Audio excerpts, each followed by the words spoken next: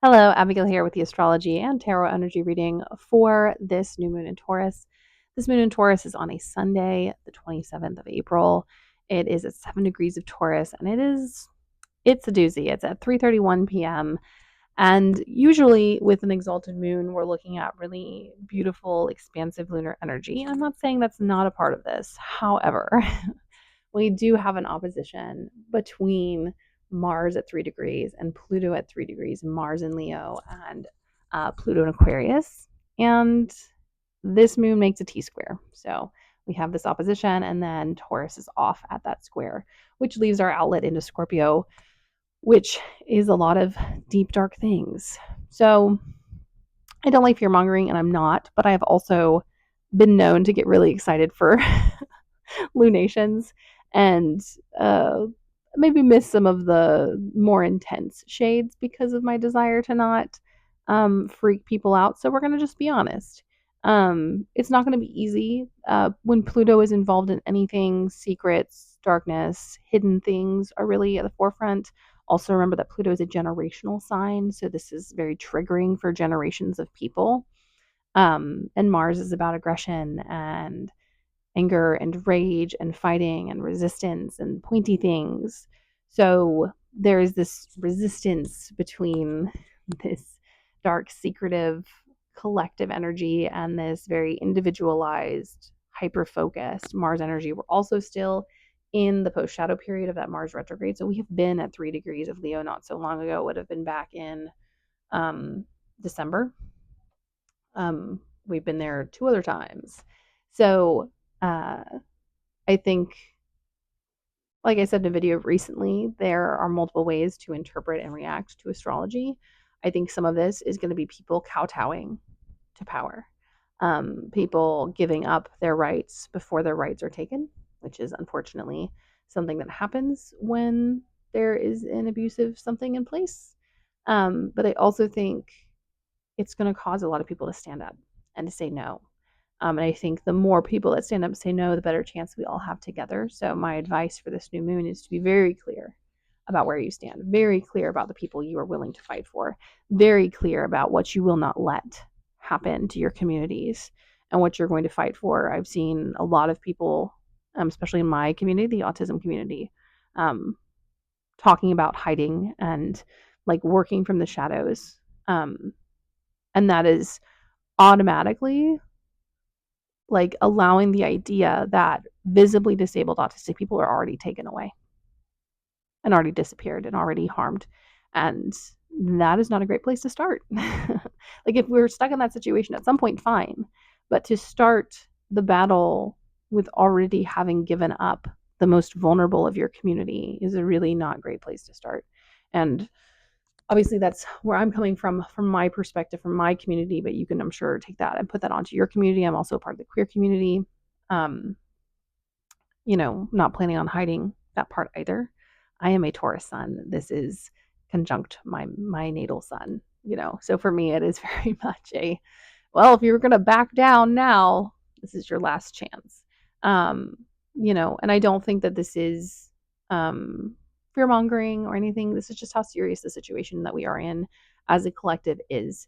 And I think the cards are interesting. We're gonna talk about them in a minute, but I want to before I get sidetracked, this is about standing up for what you believe in. This is about deciding what the themes of this generation of Pluto and Aquarius are. I know early Gen Zs, if you're listening to me, I appreciate you. There was a lot of change and shifts, and there still are, but now we're starting to see the counterculture rise up of like hyper conservatism and not wanting to rock the boat and trying to normalize and to cut the legs off of things and to dress in plain colors and all of these things.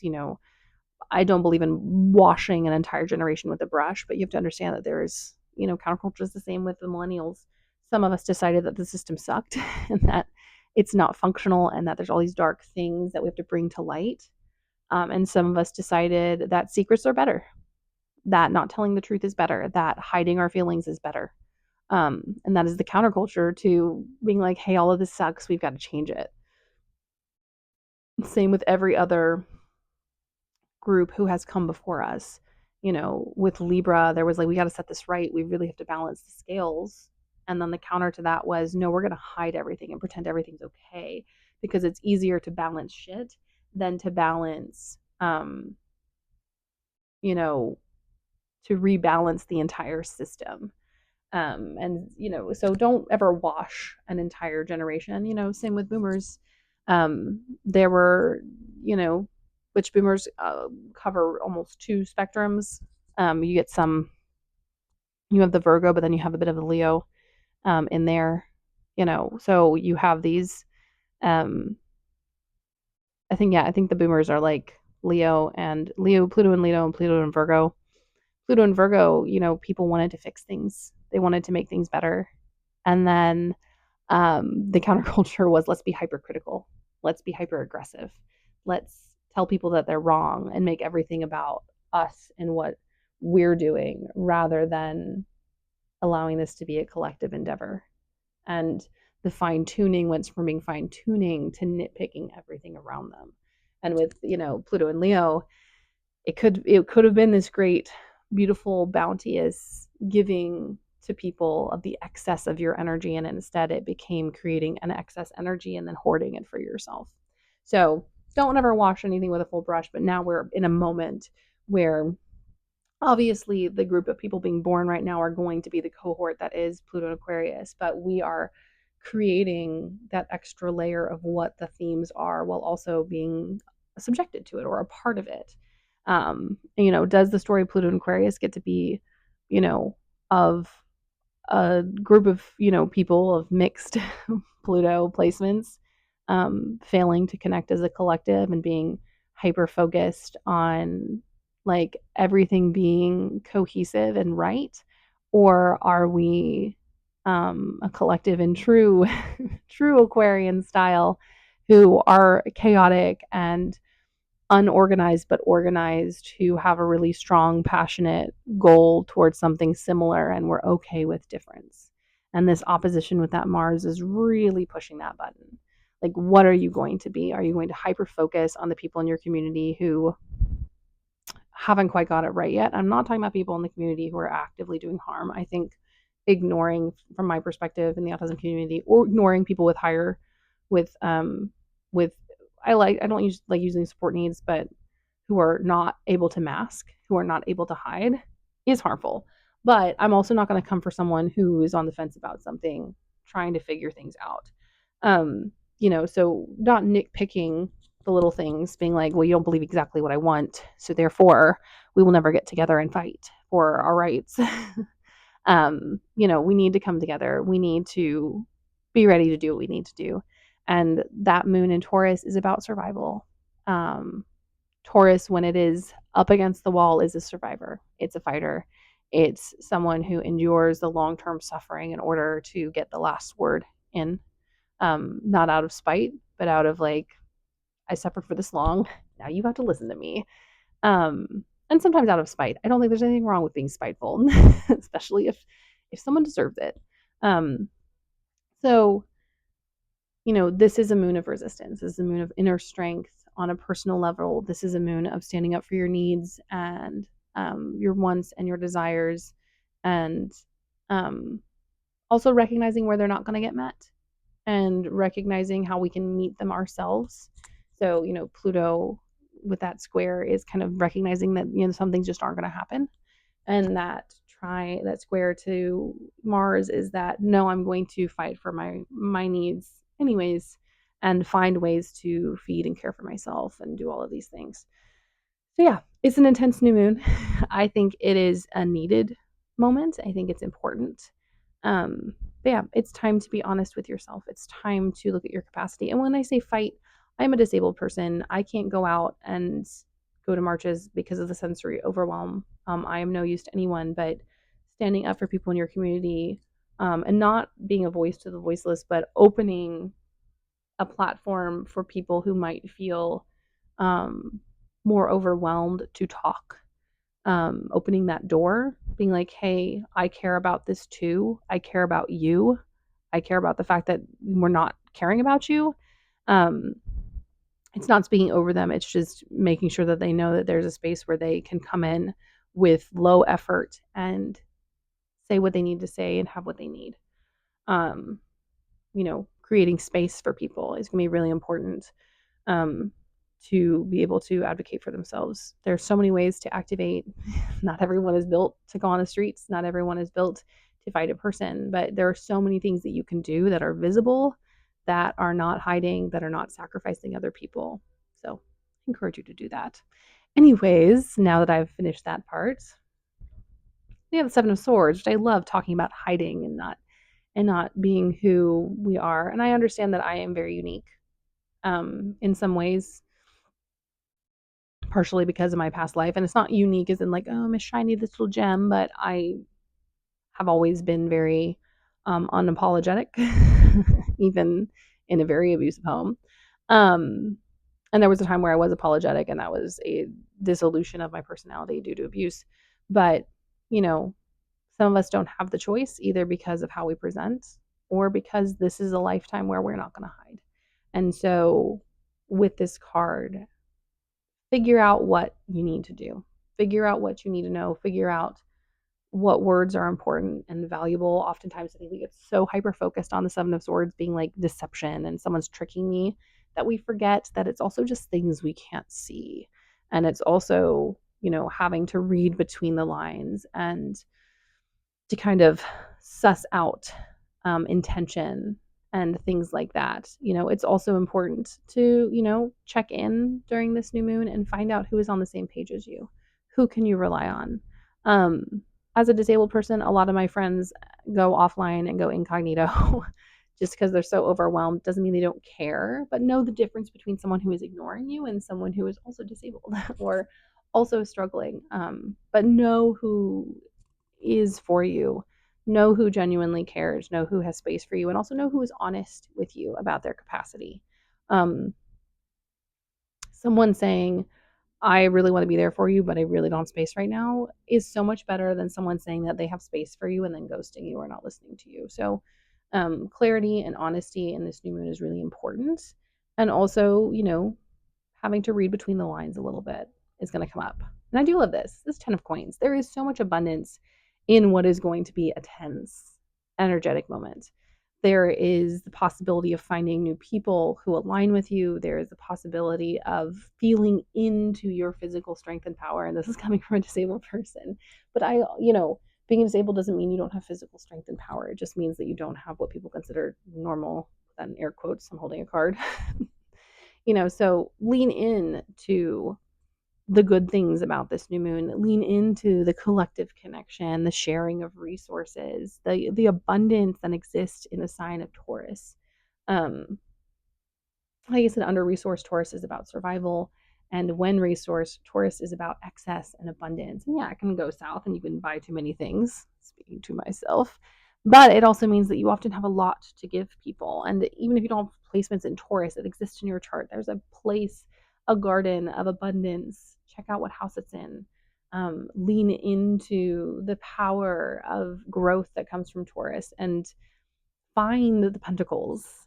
Sometimes I think, because of the way movies and stories are sometimes told, especially in capitalistic society, we expect like this stuff to like be obvious and to fall into our laps. Sometimes we have to go on a little Easter egg hunt to find the abundance, to recognize the things that are good that we have been given. And I don't mean be grateful. I hate that word.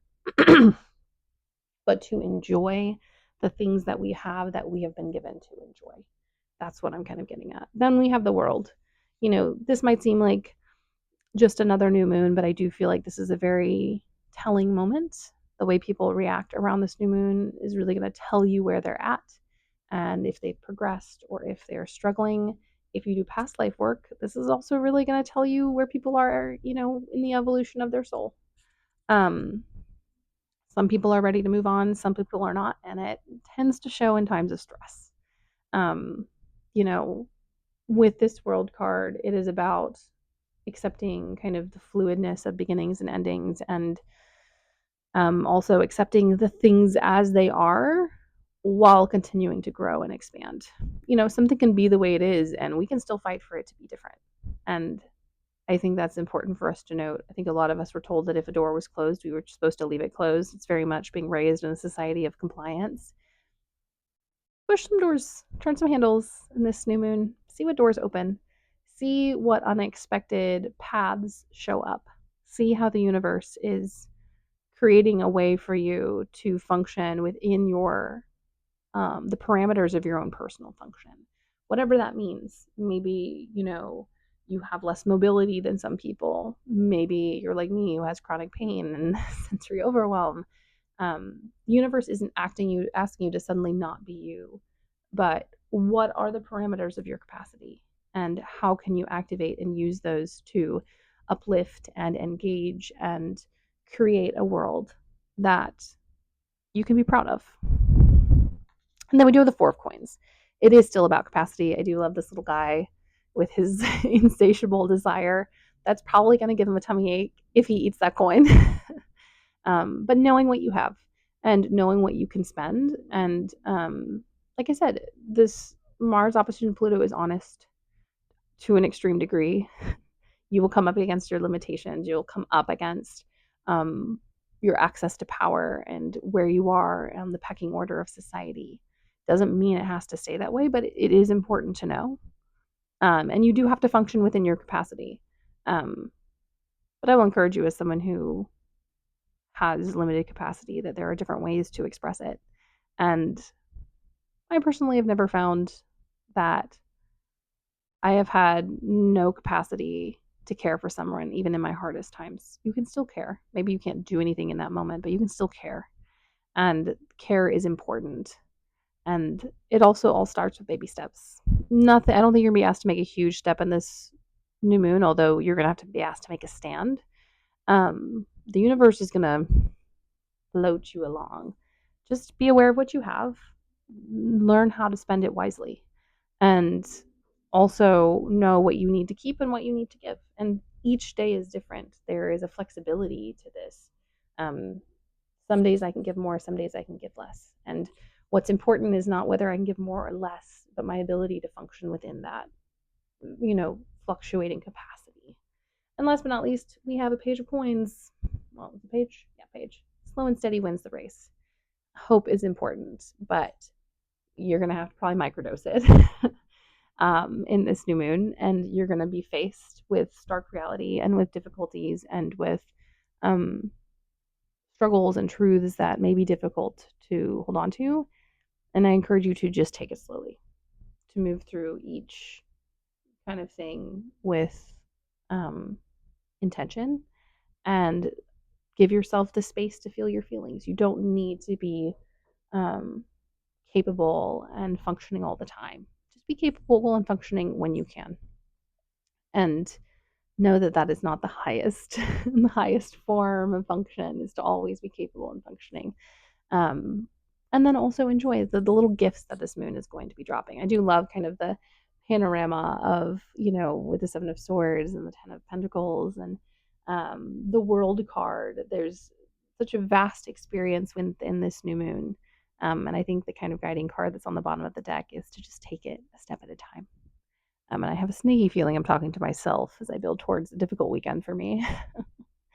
um, Anyways, my loves, I am excited for this, but understand that it is both an expansion and a testing of our limitations, and a moment to really stand on and reconfirm our values, especially coming out of the Venus retrograde into this moon. And as we know, the ruler of this moon is now in Aries. So we are in a detriment fighting Venus mode, my natal mode.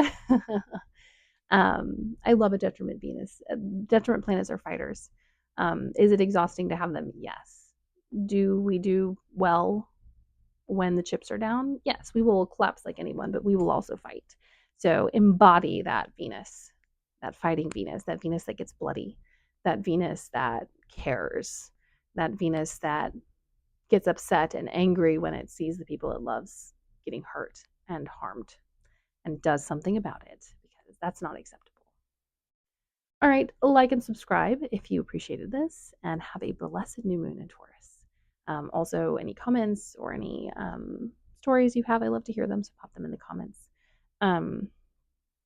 And we've got this. This is a challenging new moon, but I think it is a new moon that is timely and necessary for all of